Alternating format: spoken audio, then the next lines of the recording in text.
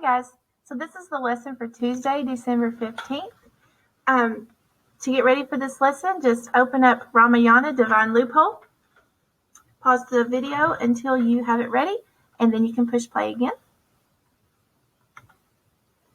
We're going to continue to look at pronouns, and in these sentences, see if you can find the pronouns. What I recommend you to do is to pause the video, write down numbers 1 through 7. Don't copy the sentences, just write down what pronouns you see in each sentence, and then push play, and I will go over the answers.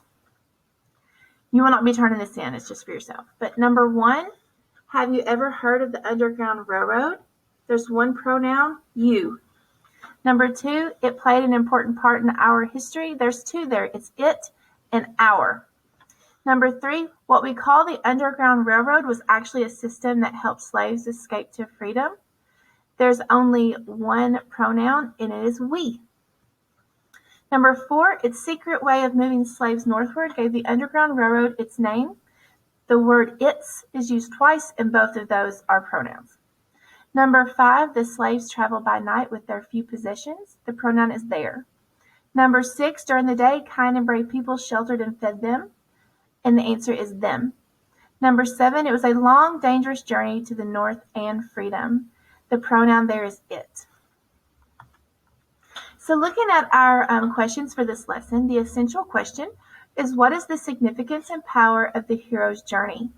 The focusing question is, how does Ramayana, Divine Loophole, exhibit the genre expectations of the monomyth? And the content framing question, just like we had yesterday, is, what do I notice and wonder about Ramayana, Divine Loophole, and its author? So just some vocabulary words. We talked about loophole yesterday. It's like a way to avoid something.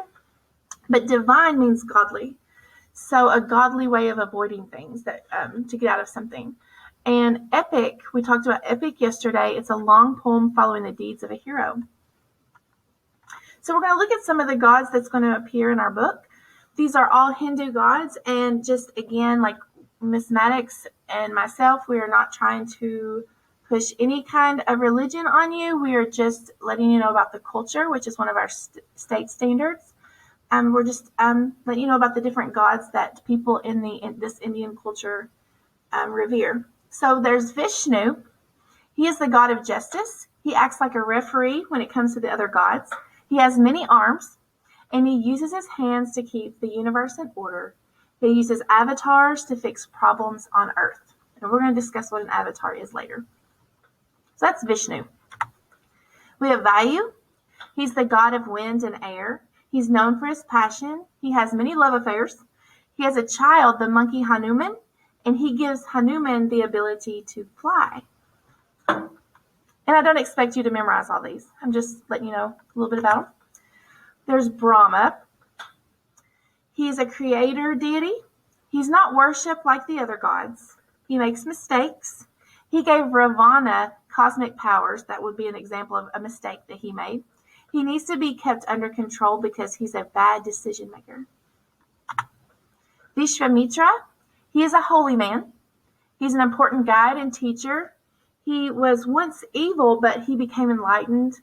He's not exactly human, and he becomes a sage after hundreds of years doing penance. Here's Agastya, a holy man who helps Rama. He gives Rama special weapons like Vishnu's bow and arrow. So based on the characters, what do you think sage means? If you why might sages be in the same category as gods? So sages are very wise people or very wise beings. And why do you think that they might be in the same category as gods? So an example of a sage was Agastya that we looked at. Sages and gods are both powerful because they understand the mysteries of life and the way the universe works. They use wisdom as a source of power. Sages are very old, and their ages are humanly impossible. We talked about one god having an avatar. An avatar is a god in human form. So in our book, we're going to see that Rama is an avatar of Vishnu. So what I want you to do is, if we were in class, we would be writing the answer to this question on the stream. But I want you just to kind of think about it. What do you notice about the book so far? And what do you wonder? What questions do you have about the book so far and its author? We're going to read pages 10 through 23 together, and then you will be taking a quiz over those pages. So let me switch my screen. So I'm going to go through this, and you may want to open your own copy so that you can spend more time maybe looking at the illustrations. But I'm going to read the story and kind of go through the illustrations quickly, but you do have this PDF, so you can open up and kind of spend more time looking at the illustrations because there's a lot of good stuff there. So Blueprints, Act 1.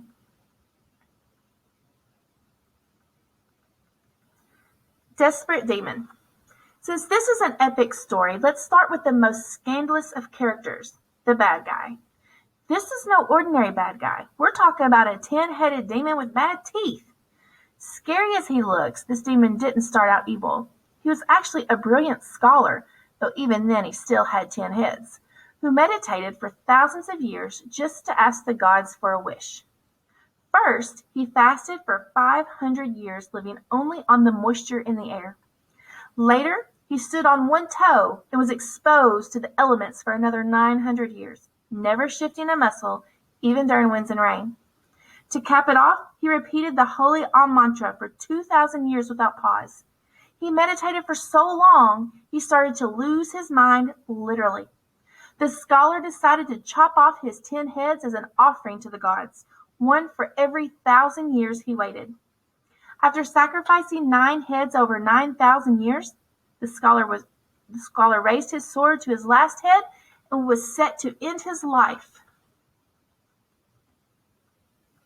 Cosmic Bully. As the scholar's sword descended, the creator god Brahma appeared, willing to hear his wish. The scholar was smart, but not terribly imaginative, so he asked for what many men wish for, to be the most powerful creature in the universe. Luckily, this was beyond what even the god could grant, so the scholar asked instead never to be defeated by any god or demon. And what was perhaps one of the bigger cosmic blunders of all time, the Honorable Brahma granted this wish. The scholar transformed instantly into a new kind of ultimate demon, growing a row of fierce new heads and arms in which he wielded terrible weapons. He was large and in charge, a walking one-man army.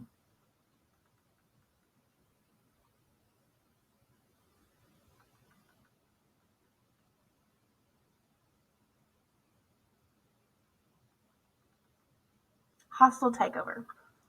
The scholar turned demon's appetite for power held no limits, and to prove he was truly the ruler of the gods, he decided to invade the realm of Swargaloka, which is kind of like a heavenly waiting room for near-enlightened souls.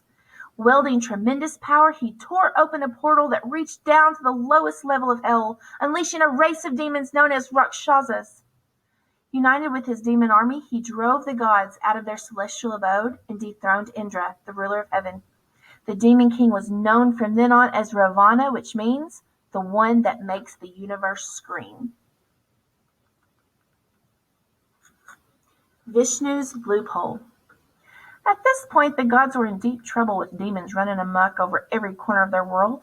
They had no choice but to pay a visit to Vishnu, the god of preservation and general cosmic referee. The blue god of justice calmed everyone down and quickly pointed out that Ravana's plan had a divine loophole. Ravana only asked never to be defeated by a god or a demon. He was still vulnerable to humans and animals. Suddenly there seemed to be hope. Vishnu then gathered the gods together and revealed a secret. He would reincarnate himself on Earth as a human to rid the world of Ravana. His avatar would be known as Rama, the Blue Warrior.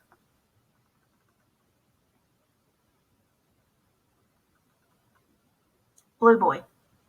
Not much later, as fate would have it, a special prince was born in the capital city of Ayodhya, just as Vishnu predicted. The young prince stood out from his 3 stepbrothers, Bharata, Shatrugna, and Lakshman. Because his skin was blue from head to toe.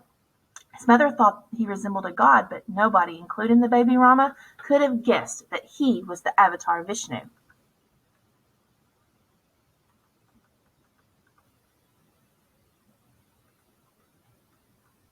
The king's own advisor was put in charge of educating and training the young princes. He guided them through their studies of Vedic knowledge, laws, and science. As the princes grew up, they bonded over their different interests. Bharata and Shatrugna shared a love of sport and competition, whereas Rama and Lakshman loved nature and animals. As descendants of the warrior clan, all four princes were masters in the art of war. But among the four princes, Rama proved himself to be a serene and compassionate leader and quickly became the apple of the king's eye. So that's the end of the lesson. Make sure you take the quiz for today, and that's it for today. Have a good day.